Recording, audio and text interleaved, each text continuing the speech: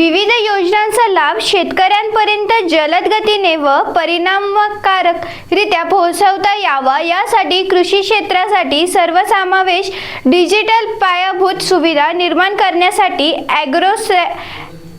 ॲग्रोस्कॅट ही योजना राबविण्यात येत आहे।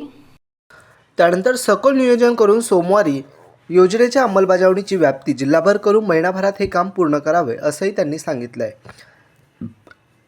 ॲग्रीस्टॉक योजनेच्या अंमलबजावणी संदर्भात जिल्हा नियोजन सभागृहात बैठक पार पडली। जिल्हाधिकारी दिलीप स्वामी, अप्पर जिल्हाधिकारी डॉक्टर अरविंद लोखंडे, निवासी उपजिल्हाधिकारी विनोद खिरोकळे हे देखील यावेळी उपस्थित होते।